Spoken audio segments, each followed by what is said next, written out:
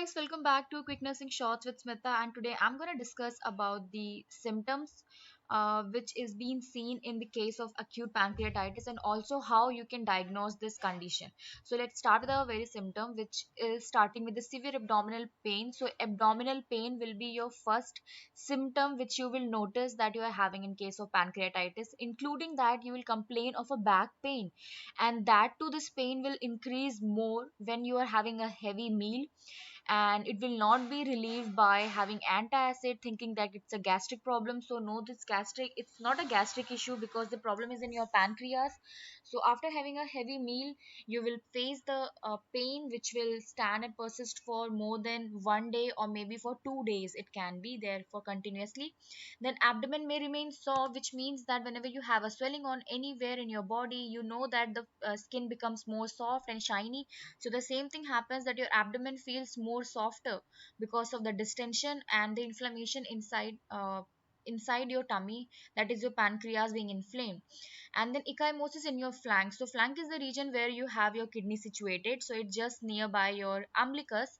And ecchymosis means that reddish, or it's a reddish discoloration which happens and which indicates that you are having a bleeding beneath the skin. So there is a chance that there is a bleeding in your pancreas or maybe in surrounding tissue.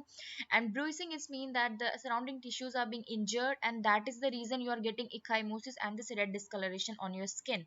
Nausea and vomiting, also person complains with nausea and vomiting. You will have vomiting, and in that vomiters you may get only the gastric content what you have ate, and you also have the chances of getting bile stained content, which means that the bitter yellow stained content which comes from your bile duct, that can also be seen in your vomiters.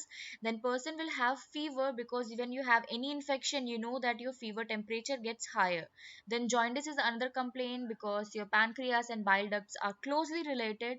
So this will cause the bilirubin level to go higher, causing jaundice, mental confusion, and also the person complains for agitation.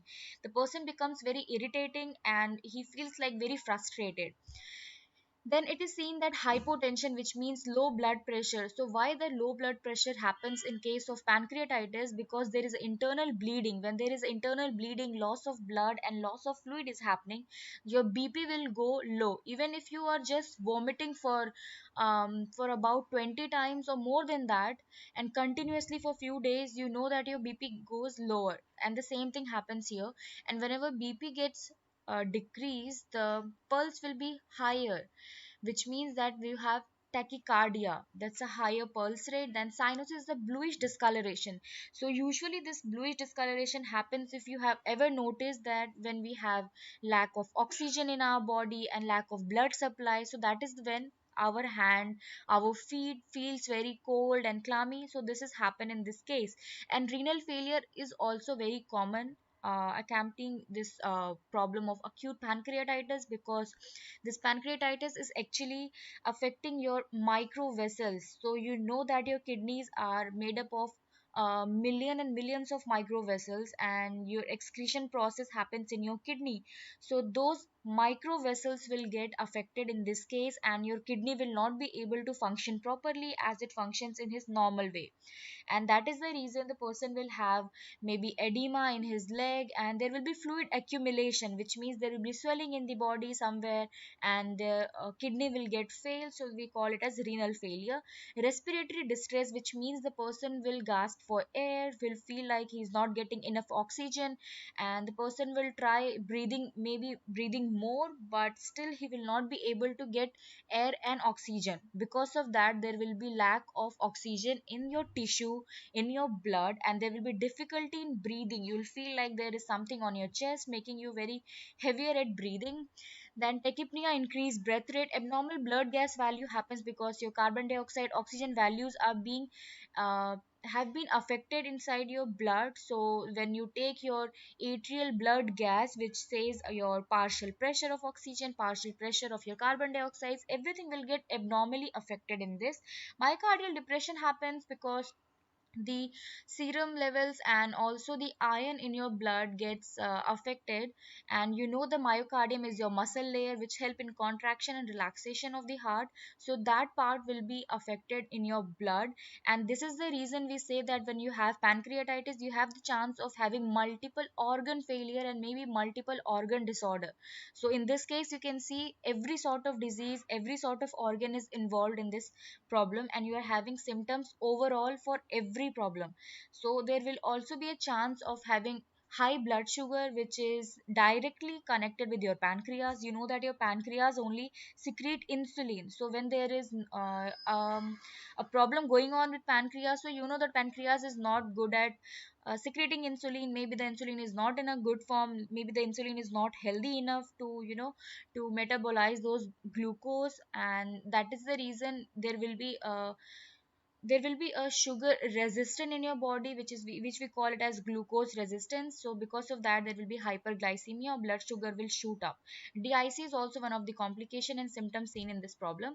Now we know the criteria. When you go to a hospital, the first and foremost thing which will be asked on admission is your age. If you are 55 years above, then yes, you have a higher chance of getting this problem. Your WBC will be getting higher. Yes, your WBC will get higher. You know that your body is fighting against this infection and inflammation, and your body demands for more WBC, and that's the reason WBC will get increased, serum glucose will increase, and serum LDH AST will also get increased. Now when you stay in a hospital with acute pancreatitis, within 2 days you can see that your hematocrit, which is your hemoglobin, and your red blood cells will get decreased by more than 10 percentage of your blood volume, which means that there is a there is a huge internal bleeding inside, and because of that your hemoglobin and hematocrit level is getting decreased very drastically. Your blood urea nitrogen which is bun, it increases because this is something which is related to your kidney, and your kidney is not functioning properly. That is the reason bun levels goes higher and your kidney fails. Serum calcium levels will get diminished, fluid retention is seen. It means that fluid accumulation will be in your body, and there will be edema and swelling in your leg or maybe anywhere in your body part. Now the assessment and diagnostic finding. So in nursing, when a patient comes to you, you have to collect the history, detailed history about the patient, what he's taking, if he's taking any medicine, his dietary pattern, his genetic condition, if he had anybody in family with pancreas, if pancreas disorder or something. Then physical examination, assess for the pain intensity and give the person pain scale. Based on pain scale, get to know how much the person is having pain. Also just measure the abdominal girth and check for the distension here. What all the sounds you can hear from the abdomen, so percussion, palpation, inspection and auscultation should be done. All the serum amylase lipase levels are determined by taking blood sample. Your hyperglycemia will also be there, so you have to check for transient hyperglycemia level. Glucosuria means your urine will also contain this sugar because there is excess of sugar in your body, so glucose will be there, so you have to check for urine test. Elevated serum bilirubin level, the person is also complaining for jaundice, so we have to see that too. Then decreased calcium levels, which we know, so there are lots of problem related to decreased calcium levels, so we have to find out what is the calcium level and then we can go for some supplementation. X-ray is done to see how much blood is being lost and where the bleeding is exactly. Ultrasound and CT is also done for the same reason. We have to see to how extent your pancreas being affected and injured and your bleeding. Then stool test is done because internal bleeding is happening, so you know when there is internal bleeding, the bleeding or the blood will stain in your stool, so you may have this melena, which means blood in stool, so there is a chance that your stool will have blood. So we'll test for stool and then ERCP. So this is it about the condition, and let's discuss the management part in our further and next video. So I hope you are relating to my video and it's being helpful for you all. So give it a thumbs up, like my content and share with your friends and family. And if you haven't subscribed it yet, I request you to subscribe my channel, and I hope it was useful. So keep watching my videos, and I'll be posting all your health related and all nursing related topics over here. So bye bye.